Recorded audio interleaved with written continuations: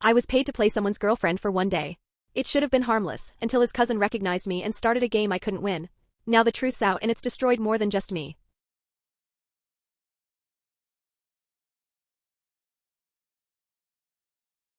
"9 months ago, my client's cousin tried to blackmail me at his own family reunion. He leaned in, smirking like he already had me cornered, and hinted that he'd seen me somewhere before. When I told him I wasn't going to lie to cover for him, he grabbed my arm and hissed, 'You ruined my entire life.' I just stared at him. Fast forward to last week, I hear he's been marched out of his office in handcuffs while his coworkers watched from the windows. But let's rewind to how this all started. A regular client of mine begged me, and I mean begged, to pose as his girlfriend for a single day. No touching, no intimacy, just play pretend at his family reunion. Turns out he'd been lying to his relatives for 6 months about dating a woman named Jess. His cousin Derek didn't believe him and had been loudly demanding to meet this supposed girlfriend. I figured, hey, free food, easy acting gig, some rent money in my pocket.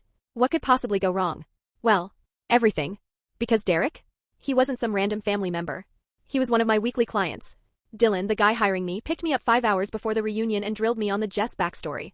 Jess and Dylan had supposedly met at a bookstore, both reaching for the same copy of Norwegian Wood by Murakami. She was allergic to shellfish but loved sushi, played volleyball in college, and ordered her coffee with oat milk and 2 sugars. I had to admit, the guy had put real thought into building this fake person. But the tightness in his voice made it clear Derek had been driving him insane. We showed up to his aunt's place early and I slipped right into character. His mom nearly sprinted across the lawn to hug me, tears in her eyes, gushing about how she'd been dying to meet the woman who made her son so happy. Minutes later, his uncle roped us into a family cornhole tournament, couples only. Dylan was terrible, but every time he missed, I'd pat his back and call him baby like we'd practiced. His family ate it up. When I scored the winning point, Dylan lifted me and spun me around while everyone cheered. Some teenager yelled, "Couple goals." And honestly, we did look the part. An hour in, Dylan pulled me aside by the drink table, whispering, "You're killing it. You know every detail. You're making me look like the luckiest guy here." The genuine relief in his voice caught me off guard. Then his grandmother cornered us with baby photos, telling me she'd never seen him smile this much and how I must be the one. That's when she casually said, "Oh, Derek's almost here." Dylan's hand tightened on mine. The sweetest moment came when his 5-year-old niece tugged on my dress and asked if Dylan was my prince. Before I could answer, Dylan scooped her up and said, "Actually, Jess is my princess and she saved me." The little girl demanded a fairy tale kiss. Dylan leaned in, whispering, "You're amazing," just before our lips touched. The whole family erupted in applause. His mom was crying, his dad was filming, and for a split second I forgot about the paycheck. Forgot that Jess wasn't real. And then, Derek walked in. I spotted him before he saw me and my stomach dropped. Derek, one of my Tuesday overnights, always cocky, always paying me to play whatever fantasy he felt like that week. He froze, clocking me in Dylan's arms. Recognition hit him like a slap, then that grin spread across his face. Not angry. Not shocked. Thrilled. "Well, well," he said, strutting over. "So you're the famous Jess." He hugged me way too long and whispered, "This is perfect." When he stepped back, he was glowing like he'd just been handed the best blackmail material of his life. Dylan, oblivious, was grinning and clapping Derek on the back, telling him how glad he was we'd finally met. From that moment, Derek became the puppet master of the day. "Let's play couples trivia," he announced. "Jess, what's Dylan's coffee order?" My brain blanked. I said black coffee while Dylan said oat milk latte at the same time. Derek roared with laughter. 6 months together and you don't know his coffee? Strike one. What's Jess's middle name? Dylan went pale. Show us your favorite photo together. We didn't have one. Derek pushed us into a couples challenge, making us answer back-to-back questions like, "Where did you first say I love you?" We said 2 completely different places. His family's smiles were starting to fade, confusion creeping in, while Derek sat there looking ecstatic. Somehow, Dylan kept saving us, joking about forgetting dates, blaming me for never taking pictures. By the end of the night, though, he was deflated, the sparkle from earlier completely gone. When he dropped me off, he apologized over and over for Derek being such a jerk and thanked me for toughing it out. I couldn't bring myself to tell him the truth, that Derek knew exactly who I was. He already looked crushed. I figured that was the end of it. Then I woke up the next morning to 16 missed calls from Dylan. Texts in all caps, "Need you now. Emergency. Please answer." The second I called Dylan back, he answered before the first ring even finished. His words came out so fast they were practically crashing into each other. Something about Derek, a family dinner, his mom crying. I finally had to cut in and tell him, "Slow down. Start from the top." 20 minutes later, he pulled up in his Tesla, hands trembling on the steering wheel. As soon as I got in, he explained, Derek had phoned his parents that morning, pitching this special dinner to welcome me into the family. His mom loved the idea so much she'd already invited 30 people, including his grandmother who was flying in from Houston. Oh, and Derek had specifically asked that I wear the exact same dress from the reunion so everyone could see how stunning Dylan's girlfriend looked in the photos. We pulled into a Starbucks parking lot, went inside, and Dylan slid his phone across the table. The family group chat was lit up with excited messages. At the very top was Derek's oh-so-gracious note about wanting to make up for being difficult at the reunion by hosting this dinner at his house. He'd even offered to cater from that high-end steakhouse downtown. And then Dylan's phone rang. It was Derek. Dylan's face went pale, but he answered on speaker anyway. Derek's voice was all honey and politeness, asking if we'd seen the invite, saying his mom was already working on the seating chart to make sure we were at the main table with the grandparents. He was thrilled, apparently, for everyone to hear more about our love story, especially since a few relatives had questions about how well we really knew each other after the reunion. The threat was so neatly wrapped in sugar it made my stomach turn. Then came the kicker. Derek said he couldn't wait to hear about where I worked and what I did for a living. Under the table, Dylan's hand clamped around mine. When the call ended, Dylan turned to me, desperation written all over his face. He promised to pay me triple if I'd help him get through this without blowing up his family. And that's when I realized. I wasn't just playing fake girlfriend anymore. I'd been drafted into damage control. We sat in that Starbucks for 3 hours, Dylan showing me Derek's social media. Years of posts where Derek had publicly accidentally ruined his relatives' lives while pretending to be the concerned older cousin. There was Jennifer, whose OnlyFans got revealed over Thanksgiving dinner. Michael, whose DUI somehow ended up in the church newsletter. Natalie, Derek's own sister, whose miscarriage became brunch gossip after he slipped up. Dylan explained Derek had been pulling stunts like this for years, always with plausible deniability. The worst part? Derek drove their grandmother to all her lawyer appointments for will revisions. The inheritance was huge, and Dylan believed Derek had been quietly knocking relatives out of the running for years. He even had a spreadsheet. Every family member Derek had taken down lined up with moments they got close to their grandmother or achieved something big. That's when my phone buzzed. My agency. They never called unless it was serious. The woman on the line said they'd gotten a complaint that I'd violated client confidentiality and discussed private details with outsiders. She wouldn't say who filed it, but I had 48 hours to come in. My stomach dropped. Derek was already pulling strings, just carefully enough to leave no fingerprints. Before I could even wrap my head around it, Sophia walked into the Starbucks. Sure, she acted like it was a coincidence, but she made a beeline for our table, phone in hand, live streaming to her 50,000 followers. Oh my god, my favorite cousin and his gorgeous girlfriend. She squealed. And just like that, we were performing. She peppered us with questions, how we met, where our first date was, what I loved most about Dylan, all while her chat exploded with comments about when we were getting engaged. I watched her screenshot moments when our answers didn't match. Dylan tried to laugh it off, saying we were bad with dates, but Sophia spun it as adorably imperfect. She stayed an hour. An hour of planting cracks Derek could use later. After she finally left, Dylan's phone pinged. A text from his dad. His mom was so thrilled she'd decided to announce our engagement at the dinner. She'd already told her church friends. Bought champagne. That night at my apartment, I pulled up 2 years of notes from Derek's Tuesday sessions. He always wanted the same fantasy, the powerful exec with a cold wife, me as the secretary who truly understood him. But scattered in those role-plays were bitter jabs about Dylan, how he got everything handed to him, how he was the grandmother's favorite. Then I hit one from 6 months ago, right after Dylan got promoted at his tech job. Derek had ranted for a solid half hour about how unfair it was. Around 11 p.m. Dylan called, slurring his words. Apologizing for dragging me into this mess. Saying Derek always wins. He told me about cousin David's gambling problem becoming public right before he proposed, and Aunt Patricia's decades-old affair being revealed at her daughter's wedding. I barely slept. The next morning, I grabbed my keys to get groceries, and found Derek sitting in my building's lobby, casually scrolling his phone. He stood, blocking the exit with that same smug smile. He suggested we rehearse for the dinner since we both wanted Dylan happy. Then he tilted his phone to show my professional profile on a review site. One bad review, he said, could erase everything I'd built in 3 years. Leaning in, he mentioned he told his mom I looked familiar but just couldn't place it. Planting suspicion without actually saying anything. My phone buzzed with texts from Dylan. His mom had invited his ex, Rachel, to the dinner. Thinking a little competition might make me commit.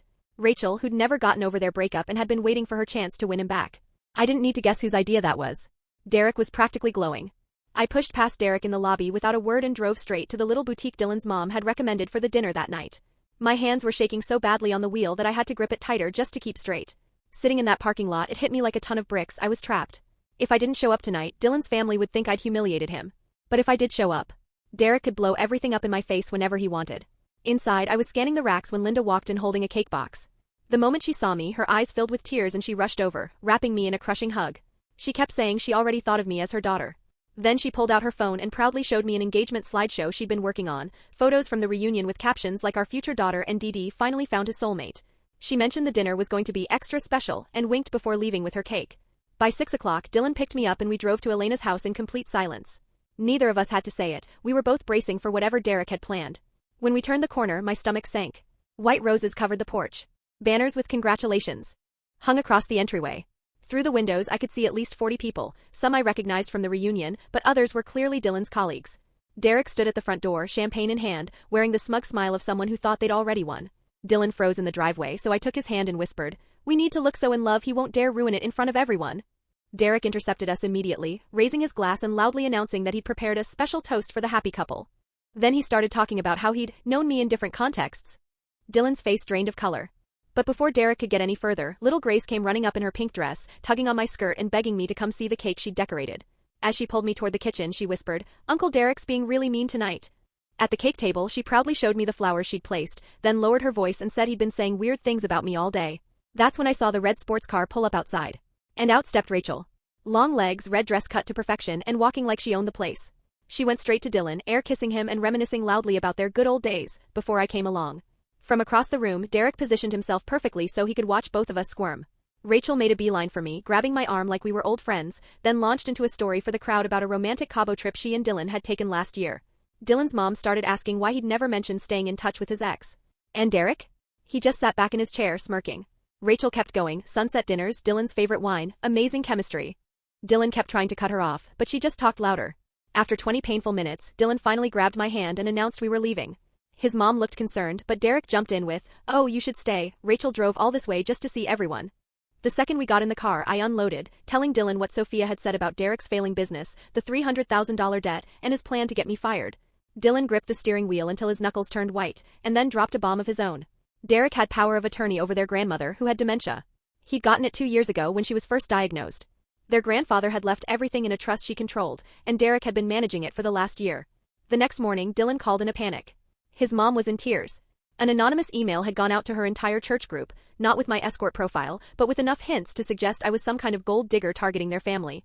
It mentioned suspicious behavior at gatherings, clearly designed to make me look dangerous without saying anything outright. Linda was devastated. She couldn't understand why anyone would want to hurt Dylan like this. We went straight to Robert's office. Dylan's dad was already there with a stack of papers.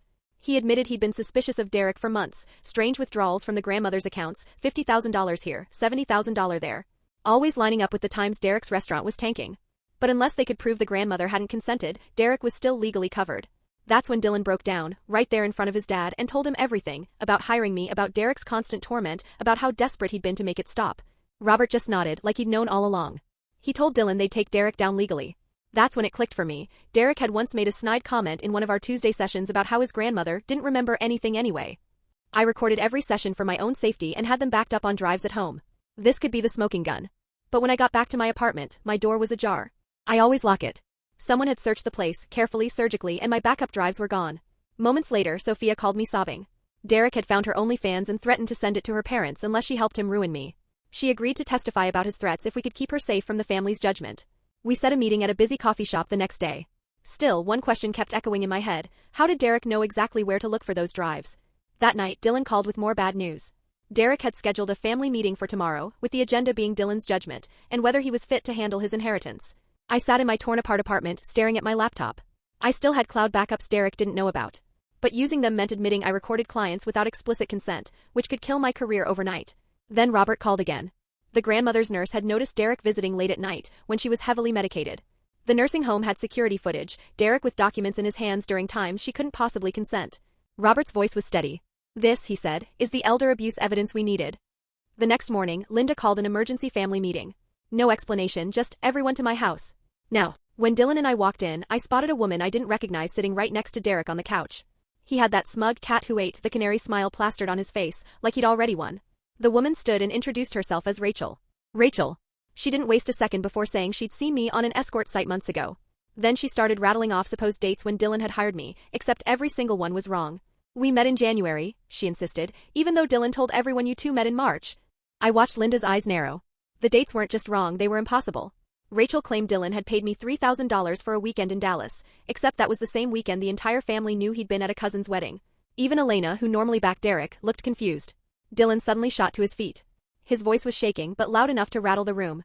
He started naming every single time Derek had destroyed someone in the family. Jennifer's OnlyFans photos mysteriously discovered and shown at Thanksgiving.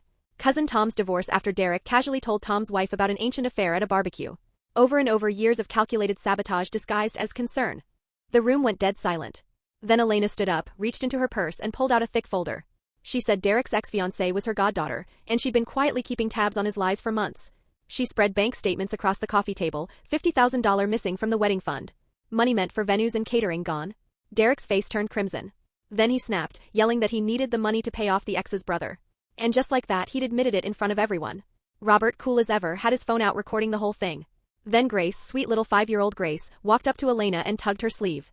She said Uncle Derek told her not to tell anyone he'd visited great-grandma last week. Even a child had caught him sneaking around while their grandmother slept. The next morning, Robert filed a formal elder financial abuse complaint at the police station. The detective explained they'd need to evaluate the grandmother's mental state and pull bank records, but they froze Derek's accounts immediately while they investigated. Dylan and I sat in a coffee shop afterward, both running on fumes. He kept apologizing for dragging me into this mess. Said he'd pay me extra for everything I'd endured. But in that moment, I realized I didn't want his money anymore. I wanted Derek to pay. Then my phone rang, my agency. They said Derek had filed a complaint accusing me of breaking client confidentiality. But since he'd now admitted to multiple crimes, they weren't touching it. They suggested I take some time off until the legal dust settled. Later, Linda texted asking me to meet her at the park. When I got there, she handed me a small velvet box with a silver bracelet inside. She fastened it on my wrist and told me she knew I wasn't actually dating Dylan, and she didn't care. I'd helped her son finally stand up to Derek, and to her that meant I had a place in their family. That night I was walking through my apartment's garage when Derek stepped out from behind a pillar. He was drunk, desperate, waving a bag stuffed with $30,000 in cash. He begged me to disappear, to tell the police I'd made everything up. When I said no, he grabbed my arm hard enough to leave bruises, snarling that I'd ruined his life. That's when the garage lights flared and 2 security guards came running. Derek shoved me into my car and bolted, but they caught him at the exit. The older guard helped me up while the younger called the cops. They'd been watching Derek on camera for days, catching him trying to break into cars. One even had footage of him using a crowbar on my car door the night before. An hour later, I was at the police station, filing for a restraining order. The detective took photos of my arm, already turning purple, and said between that and the footage it would stick. By day 6, Sophia texted to meet her at the main police station.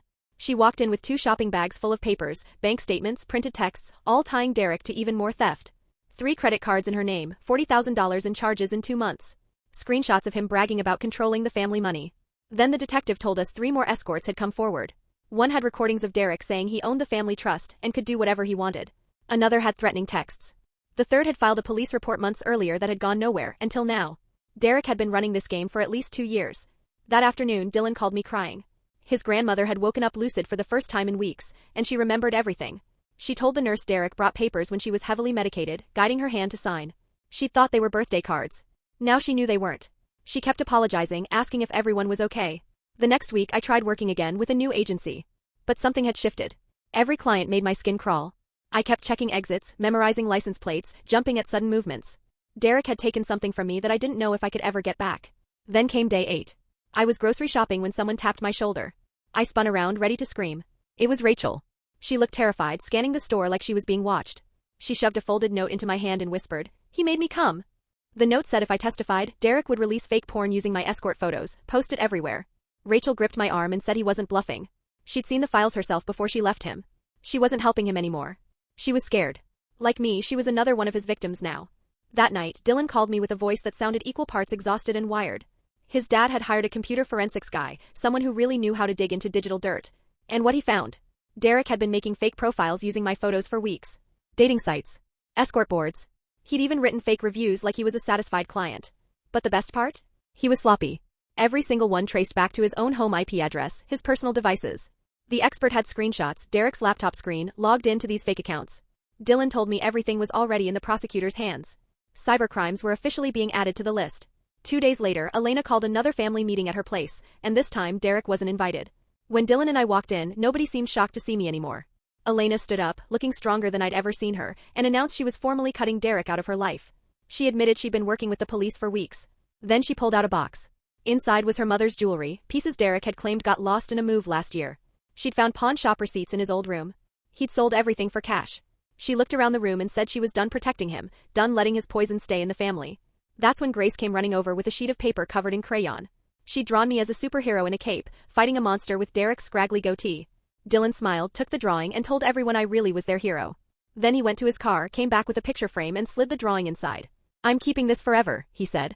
Elena hugged me and whispered, "You saved us." The next morning, the prosecutor called with something shocking. Derek's ex-fiance's brother had shown up at the station, arrested for beating up his dealer, but ready to make a deal. He had texts from Derek, proof that he'd borrowed money from dangerous people using his grandmother's house as collateral. Even a recording of Derek bragging about moving money out of her accounts to pay off gambling debts. The prosecutor told us this was the final nail, the missing link that tied years of fraud, manipulation, and financial abuse into one airtight case. 3 days later, Dylan called at 7 a.m. They're arresting him today. I threw on clothes and met him outside Derek's office building downtown. Police cars rolled up. We sat in Dylan's car, watching the glass doors, tension so thick it felt like a weight on my chest. At 9:30 sharp they went in. Dylan's hands tightened on the steering wheel until his knuckles went white. 20 minutes later, Derek walked out in handcuffs between two officers. His co-workers crowded the windows, watching. For a split second, Derek's eyes locked with Dylan's.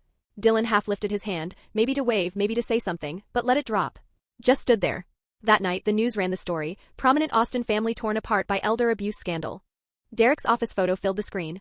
Fraud. Extortion. Elder abuse. They kept my name completely out of it. The next morning, Rachel showed up at Dylan's apartment while I was making coffee. She looked rough, hair unbrushed, dark circles under her eyes, wringing her hands. She admitted Derek had paid her $5,000 to lie about seeing me with other men. She'd been desperate, jobless for 3 months, close to losing her apartment. She cried, apologized, and said she'd told the prosecutor everything. She was ready to testify against him. After she left, Dylan just held me. No words. That night I woke up screaming. In the dream I was on the witness stand, and the whole courtroom knew I was an escort. They were laughing. My client list was being read out loud while the men themselves sat in the gallery, shaking their heads. I couldn't sleep after that. I spent the night on my laptop, frantically searching for what happens to escorts who testify in court. My therapist later told me it was PTSD from the stalking, the threats, the months of feeling hunted. She gave me medication for the anxiety, but the nightmares didn't stop. 2 days later, Robert called. The estate audit results were in. Forensic accountants had tracked over $200,000 Derek had siphoned over 2 years, moving it through shell companies he controlled. The family decided to use some of the recovered money for better security at the nursing home, and to hire a dedicated aide for the grandmother so she'd never be alone again. The rest went into a trust Derek could never touch, even if he somehow got out. The next day, Dylan took me to lunch. Somewhere quiet. He said he'd been thinking about the trial, and decided he was going to tell the truth about hiring me. He didn't care about the fallout anymore. Derek's lies had shown him how toxic secrets really were. I'd rather be honest than live in a story that isn't real, he said. I tried to talk him out of it, but he'd made up his mind. That afternoon, I was at the grocery store when my phone rang. It was Derek's lawyer. He told me if I refused to testify, Derek would plead down to lesser charges, probation. But if I went forward, he'd subpoena my entire client list. He started rattling off names. Men I'd actually seen. Said they'd all have to testify. My hands were shaking so badly, I dropped my groceries right there in the parking lot. The next day, Sophia went public. She posted this long, raw Facebook status announcing a GoFundMe for Derek's victims. She wrote about how he'd manipulated her for years, stolen money from her, broken her trust. Within hours, other escorts were sharing her post, adding their own horror stories about abusive clients. It snowballed into something bigger, a full-on movement. By the end of the day, the fundraiser had hit $10,000. Sophia said she wanted it to go toward legal protection for sex workers. The comments section exploded, women from the industry posting screenshots of threats they'd gotten, calling out the men who thought they could buy people and own them. That weekend, Linda invited me to a family barbecue. I almost didn't go, but I did. When we got there, she stood up in front of everyone and made this speech. However Dylan and I met, she saved our family from a predator who'd been stealing from us for years. The whole backyard erupted into applause. Elena hugged me with tears in her eyes. Grace came running up asking if I was going to marry Uncle Dylan now that the bad man was gone. Even Robert shook my hand, and this time it felt genuine. 2 weeks after Derek's arrest, I went back to work. But everything was different. Some clients had heard rumors. I was pickier now, blocking anyone who gave off controlling vibes. Overnight stays? Gone. I started requiring references, deposits, screening harder. Derek had changed how I worked forever, and in a way I was stronger for it. Meanwhile, Dylan's text shifted. No more fake boyfriend-client talk, just real updates from his therapy sessions. He'd send me photos of worksheets where he had to write about why he lied to his family for 6 months. Reading his reflections, it was strange. Our fake story had turned into something that mattered. Then the prosecutor called with a gut punch. Derek's lawyer had filed a motion saying Derek had recordings of our sessions. The judge shut it down instantly. Illegal recordings, inadmissible, but the thought of them existing? It made me want to be sick. I kept replaying everything Derek had made me say on those Tuesdays. Day 20, the prosecutor called again. Derek had been offered 5 years for the elder abuse, plus 2 for extortion, served at the same time. If he refused and went to trial? Minimum 15 years. The next call came 3 days later. Derek had turned it down. Of course he had. He thought he could charm a jury just like he charmed his family. Dylan asked me to help him with his victim impact statement. We sat in his apartment for hours while he wrestled with words. We wrote about the years of living in Derek's shadow, the fake girlfriend lie, how manipulation had been woven into their family fabric for decades. More women came forward. 5 others with nearly identical stories. What started as family drama had blown up into a major criminal case. Then, in the middle of the night, Elena called sobbing. Derek had tried to kill himself in jail. He left a note blaming everyone but himself. The guards found him in time. Even after everything, the family was rattled, not because they wanted him free, but because nobody had wanted him dead. When Derek got out of psychiatric hold, his lawyer convinced him to take a modified plea, 8 years with mandatory therapy. In court, he finally admitted to the elder abuse and extortion. His apology was hollow, rehearsed, but the judge accepted it, stressing how serious it was to steal from a woman with dementia. Dylan read his statement. His hands shook, but his voice stayed strong. He talked about how Derek weaponized their grandmother's love, how the Jess scheme was just a symptom of years of control. He said he forgave him, but the boundaries would stand forever. When it was my turn, I kept it tight, focusing on the extortion without revealing client details. The judge thanked me for coming forward despite the personal risks. Outside the courthouse, the family gathered. Linda hugged me like a daughter. Robert shook my hand like he meant it. Grace ran up with another drawing, this one with hearts and smiles. Elena stood apart, looking older, smaller. A week later, Derek was transferred to state prison. Elena saw him once to say goodbye, promised to help his kids, but not him. Robert created a trust for them that Derek couldn't touch. The family's money was finally locked down tight. Dylan and I met for coffee as friends. He was seeing a teacher he'd met in group therapy. He thanked me for showing him what honesty felt like, even if it came from a fake relationship. I went back to escorting, different now, safer, sharper. Sophia's GoFundMe hit $50,000. She became an advocate, speaking at conferences about protecting sex workers from dangerous clients. The grandmother had a clear day and rewrote her will with Robert.